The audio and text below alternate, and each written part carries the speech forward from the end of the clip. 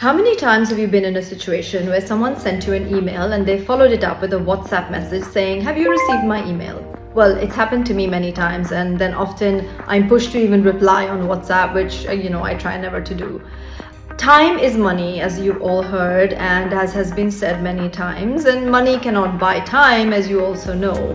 And as human beings in today's 2023 crazy rush, we're always in a rush to achieve things, and we're always racing against time. However, in law, there is a concept called time is of the essence. And sometimes it's construed in the right way, and sometimes it's not so well construed. Now, let me give you an example.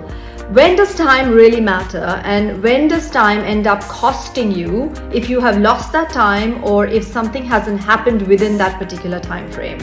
This is more commonly used in property transactions and construction. There's an Ohio case where a contracting company delivered their equipment on site on a Tuesday, but effectively the work had to start on the Tuesday, not just the delivery of those vehicles.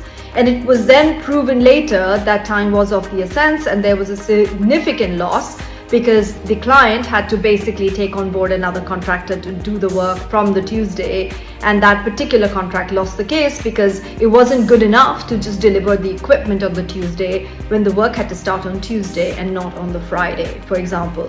But then there are some other crazy cases as well where a judge has ruled that 10 minutes delay on a particular contract ended up in a material loss to the other party and awarded compensation on the basis of that. So when do we use time is of the essence? When time is really of the essence.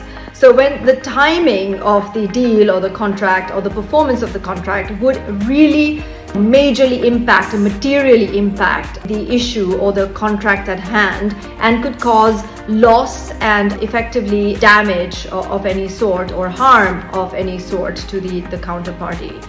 I always say use time wisely, and then the other thing is you can't expect time to be of the essence unless you name it in the contract in most common law jurisdictions. Obviously, in the Middle East, and most countries being civil law jurisdictions, the judge has to take a call on whether doing something in a timely manner or not may have cost the other side a loss or harm that is quantifiable and that's real. That's sort of the good thing about sometimes the interpretation of the law.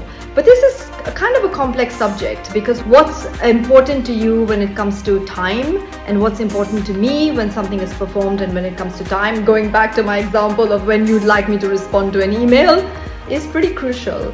And there's loads and loads of cases around this. So remember, if you expect time to be of the essence, make sure you add it into your contract. Otherwise, it's not a given that it will be accepted as such.